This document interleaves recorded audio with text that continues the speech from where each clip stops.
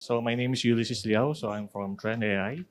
So I'm a senior solutions engineer. So I'm going to discuss about exposure management and virtual patching.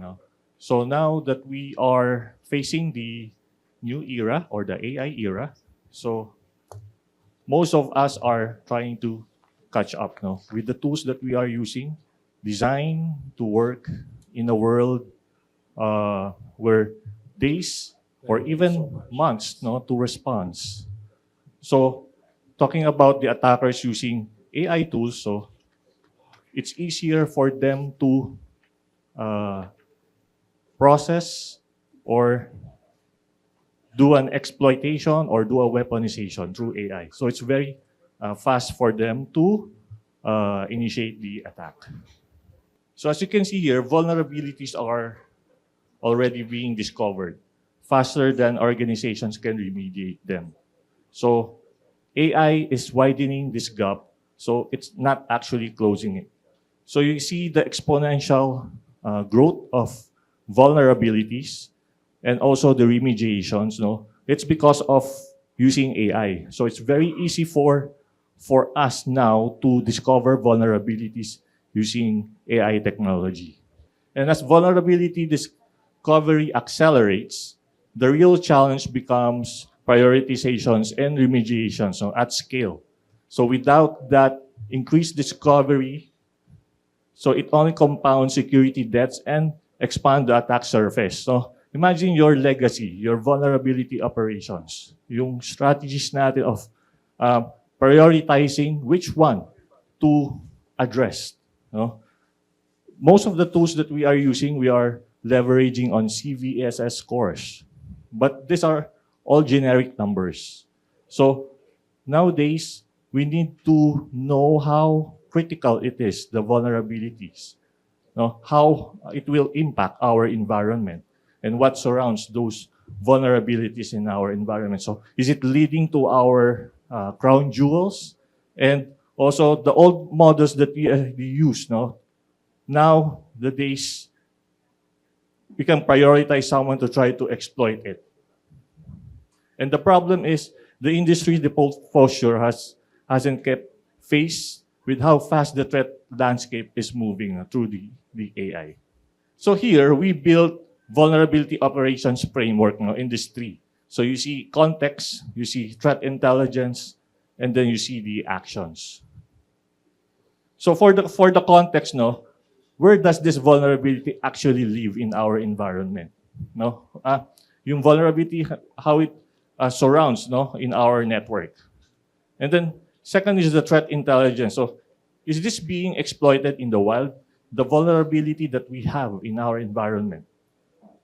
And then third is the action. Can you shield it preemptively before actually the vendor released the patch on that vulnerability?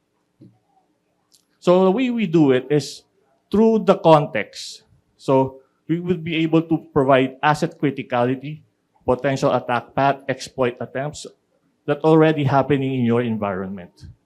For the threat intelligence, so are these vulnerabilities that we found in our environments are exploitable in the wild?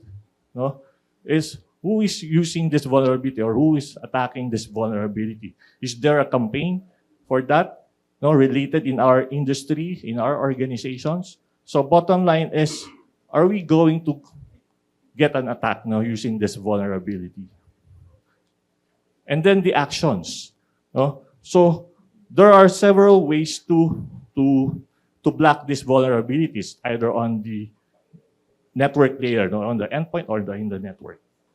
Now let me show you how protection before patches exists. So how do we protect without patch? First, if vulnerability submitted. So here you see a researcher submit a previously unpatched vulnerability to zero-day initiative.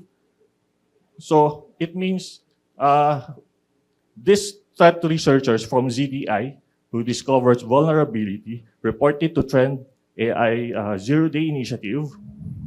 And then using the zero-day initiative, so we notify the vendor of that vulnerability. So for example, threat researcher discover a vulnerability. So ZDI reports it to the vendor, for example, Microsoft. So Microsoft now had the chance to create patches for this vulnerability. So while we're reporting this to Microsoft, we are also creating a filter to address that vulnerability and apply that to virtual patching. And after that, so there's a vendor response. So Microsoft will respond if they can patch it or will not patch it. So you see here, 96% days ahead of patch, 450 dedicated threat researchers, 20,000 vulnerability researchers who are doing all of this vulnerability. Okay, let me show you some example of our virtual patching advantage. So there is a CVE called, this is a CVE network base. So it was detected through ZDI. So the CVE 2025-49706. So this is a SharePoint vulnerability discovered. So I'm not sure if you remember this vulnerability. So it was detected during the Pawn to Own event in the Zero-Day Initiative. So that was on May 16. So after the discovery of that SharePoint vulnerability, so we already create filter also, and then report it to Microsoft. And then Microsoft released a patch July 8, 2025. So during that part, so customers who are using the network-based IPS has been protected already. And then come from July 8, so after the Microsoft released the patch, so attackers find a way to exploit or go around with this patch. And then July 19 released the emergency patch from Microsoft. So we have a total of 49 days patch using the filter that we deployed from May 20 to July 8. So the good thing about this, while using the filter from the ZDI, so even though there's a workaround on this patch, we would be able to protect as well using up to 60 days of vulnerability exposure. Another vulnerability for the host base is the 7-zip directory traversal. So it was detected in May 2, 2025, and the patch was released from the vendor October 7, 2025. So you see you have the window of exposure during May 2 to October 7. So you have 158 days of protection using the virtual patching that we detected from the ZDI. So AI is sharpening the virtual patching advantage. So how do we do it? So we can spot it faster, verify it faster, and block it faster.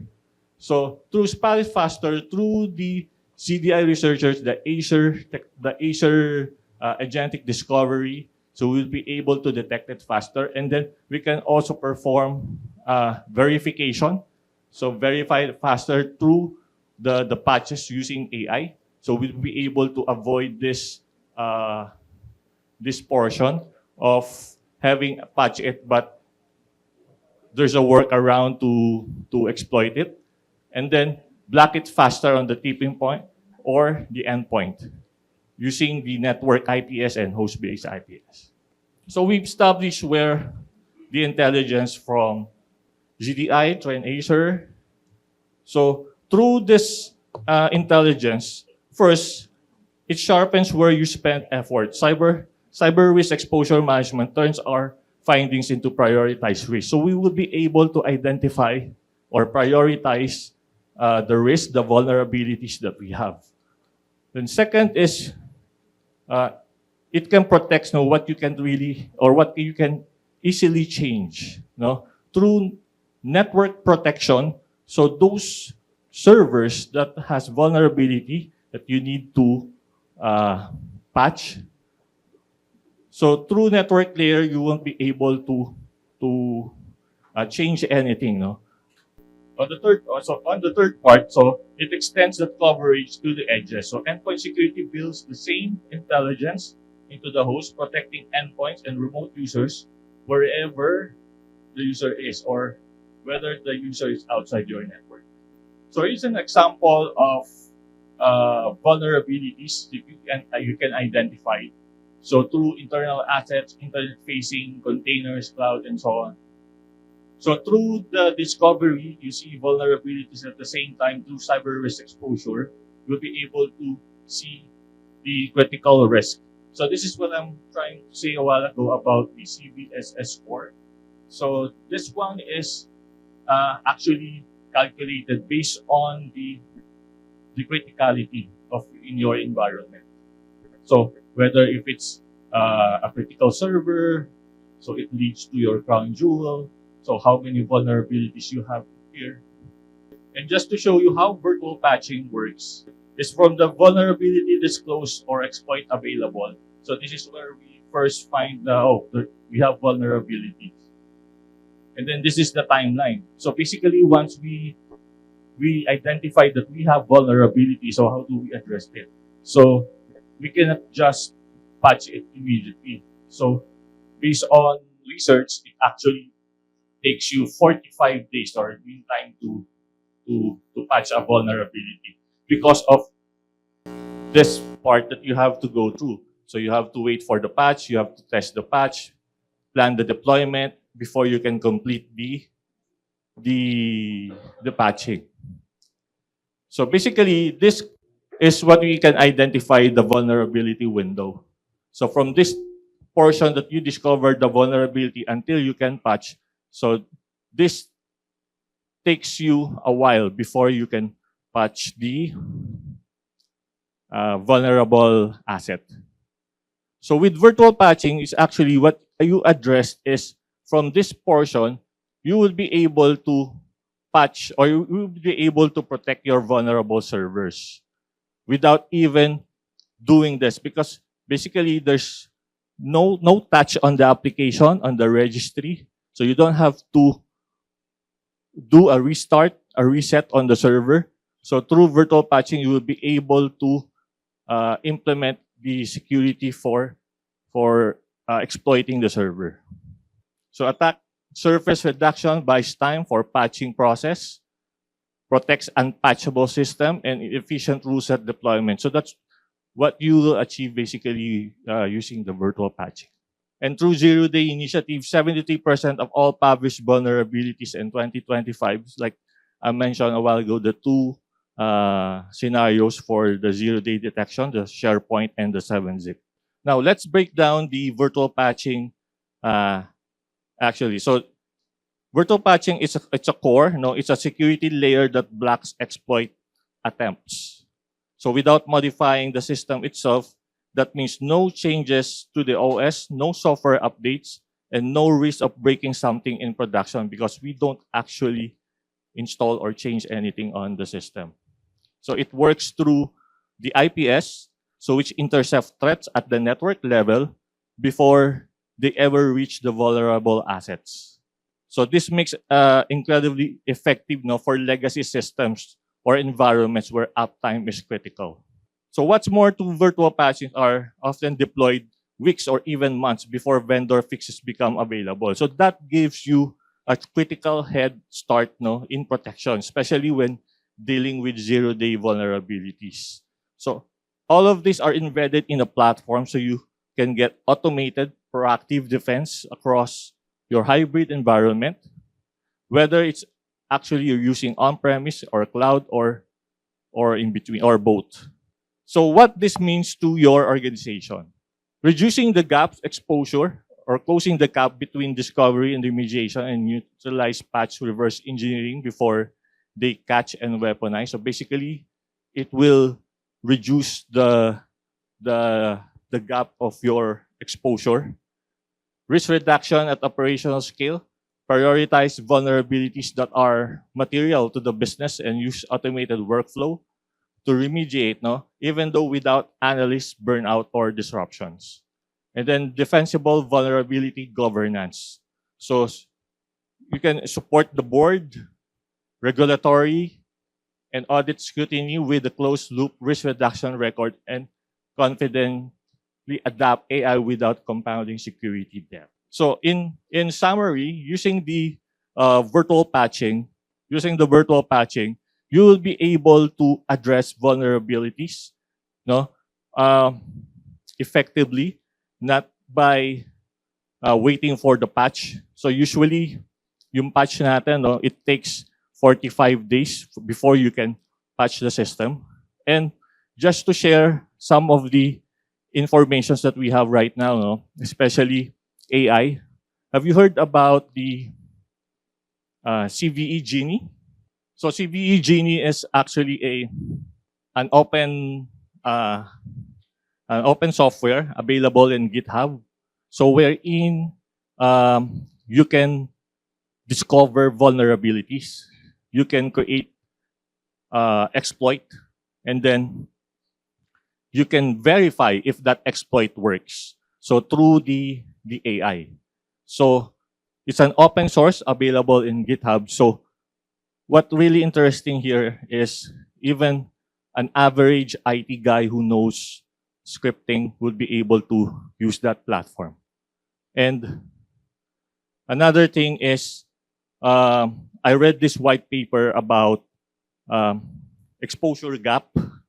So right now, historically, 32 days before we can, the attacker took 32 days before they can attack or exploit the vulnerability once they know, once it was disclosed. But through the AI, it reduces to 5 days. So that's how advanced the attacker, no? From 32 days, they can do it in 5 days through AI. So if the attacker uses AI, so we need to use AI as well. No? So AI versus AI. So thank you, and that ends my presentation. A really thought-provoking talk, and I really appreciate the opportunity to hear this idea and the concept. Again, for everybody, log on to or use the QR code and give us a word or two of which single advantage of AI-powered patching do you guys believe will most transform enterprise resilience. And while we're going through the QR process, in slide, I think it was 14, you talked about how we can support, or how the virtual patching supports our work with the board and with regulators and so on. And I was really excited about that. As an enterprise risk guy, I report directly to my board of directors. And many of us as chief, whatever we are with our entity, interact with the board. The upside to it is that the virtual patching is really cool. Our boards don't necessarily understand this, though. So how do we explain to boards and regulators who are much more traditional thinkers, how do we actually explain this to them that it works? Well, actually, virtual patching address the window of exposure. So window of exposure is from the time we discovered a vulnerability. So we cannot just update or we cannot just install the patch from that server. So it will take you, let's say, 45 days to patch it, because for so many reasons, like you have to test the patch first before you apply it into production. You need to plan the deployment, schedule the downtime if there's a reset. So it will take a while before you can patch a server. Virtual patching, what it does is actually, it comes from the word virtual. So we protect the vulnerable asset without installing the patch, without touching the server, modifying the registry. So through virtual patching, through the protection layer that we put on top of that through the network, we would be able to identify if there's an exploit. We can terminate the process if there's a malicious traffic coming in, even though you don't have patch installed on that server. So that's how easy you can address the vulnerability while the IT team is preparing for the process of patching the server. I think that's an excellent explanation, and it helps me figure out a little bit better about how to address this idea with my board of directors. And I hope that everybody else gets this too. I really appreciate you being with us today. It's unfortunate that we're going to have to call this part of the session to an end. And so again, thank you very, very much. Ulysses, thank you very much. I appreciate it. Thank you. You're welcome. Thank you.